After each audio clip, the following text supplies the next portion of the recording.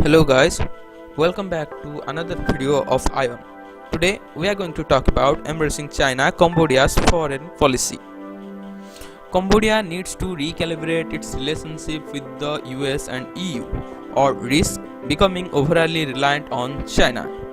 Cambodia's foreign policy has seen remarkable improvements after 1993 when the country held its UN organized national election.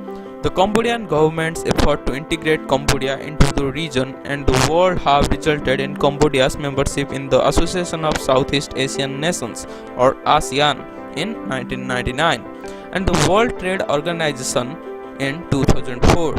The kingdom has overall had good relations with its neighbors and other countries in Southeast Asia and beyond. However, as a small state, Cambodia has limited strategies, space to maneuver, and its foreign policy dynamics face considerable challenges. The country is seen to lean towards China, its closest ally and its largest economic and military benefactor. At the expense of good relations with other countries, Cambodia's close embrace of China has become more evident since 2012. From blocking ASEAN joint statements to supporting Beijing's One China policy, Cambodia continues to demonstrate its willingness to embrace China. In turn, China has reciprocated through increasing no-string-attached aid and loans to Cambodia. Both countries upgraded their relations to a comprehensive strategic partnership in 2010 and so now is the largest foreign direct investor. The trade volume between the two countries was valued at 5.8 billion US dollars in 2017, by which time China had given approximately 4.2 billion dollars to Cambodia in the form of aid and soft loans. While Cambodia is seen to enjoy its reciprocal relationship with the world's second largest economy, its relations with the West look set to deteriorate.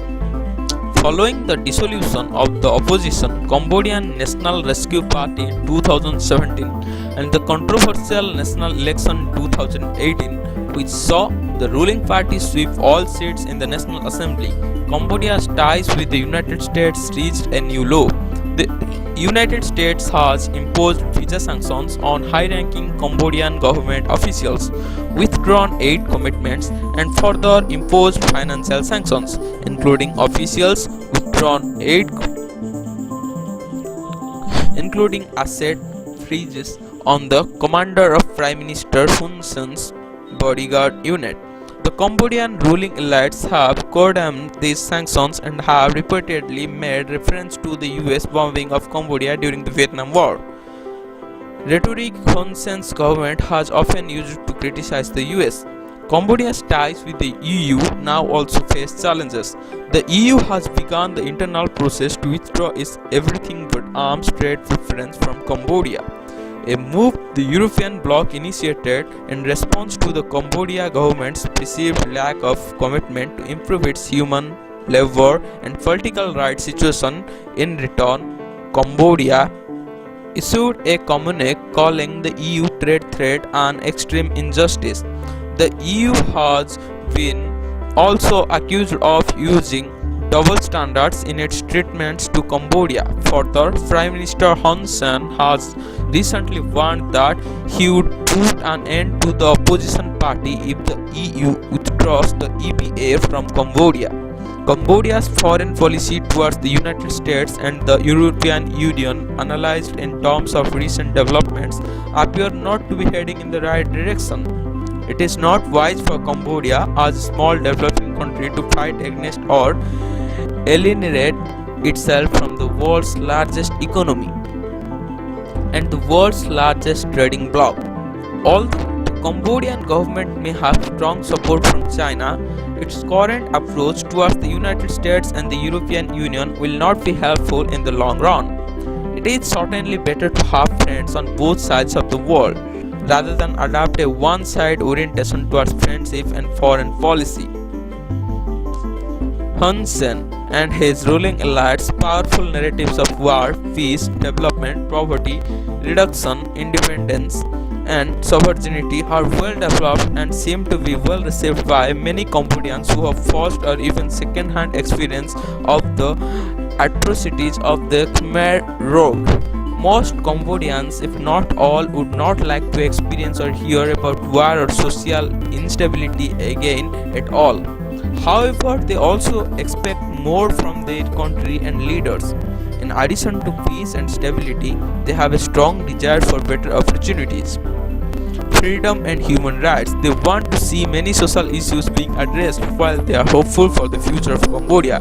They may also be worried about a possible worst case scenario where their country may fall victim to a new Cold War in Southeast Asia. Specifically, it is conceivable that Cambodia may become an object of strategies used by China and the United States in their competition for dominance in the international system and in the Southeast Asia in particular. Cambodia's close alignment with China, although important for Cambodia's economy, development, and the ruling elite's legitimacy, doesn't seem to bring about sustainable and inclusive development for all. Chinese investment, aid, and loans are generally directed at the government and the Cambodian elites, unlike the Chinese way, the Western approach to aid loans. And investment projects is usually channeled through non-governmental organizations and aimed to benefiting ordinary Cambodians. Although the number and amount of aid and development projects from the West are few when compared with a large and increasing number of the Chinese investment projects, they are usually seen to promote accountability, sustainability, and inclusiveness. Chinese investment projects, however, tend to lack transparency and accountability, leading to many environmental and social issues in Cambodia. Thus, the impact of China's development projects on the sustainable government of Cambodia is still an open question.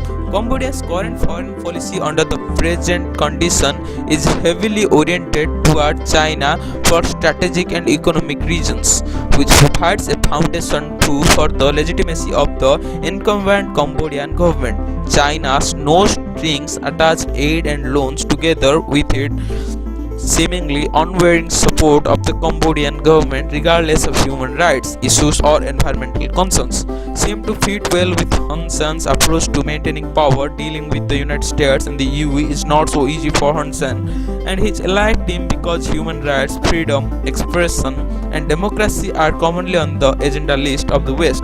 Hun Sen's main agenda is to seen to be different, that is, to continue winning.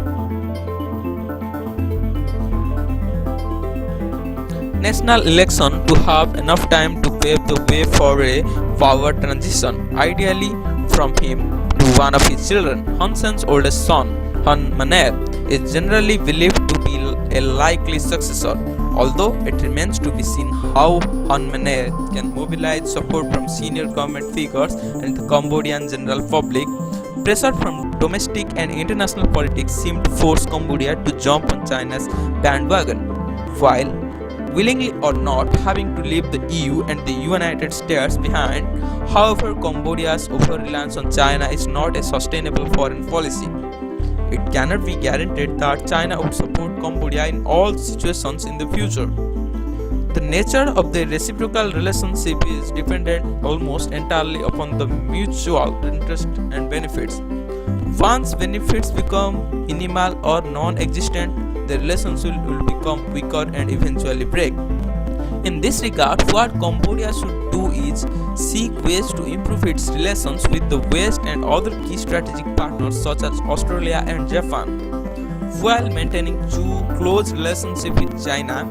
A viable approach to foreign policy that Cambodia should adopt is to balance all major powers and maintain good relationship with its neighbors, not relying entirely on at the expense of the other. Cambodia should carefully manage its relationship with China, the EU, and the US to defend and serve Cambodia's national interest. It is certainly not an easy task, but not an impossible one either. Cambodia's past history has shown that taking sides did not lead to success. The Cambodian government is encouraged to learn from past lessons and consider a more inclusive and flexible approach to foreign policy, maintaining good relationship with all major powers and its neighbors.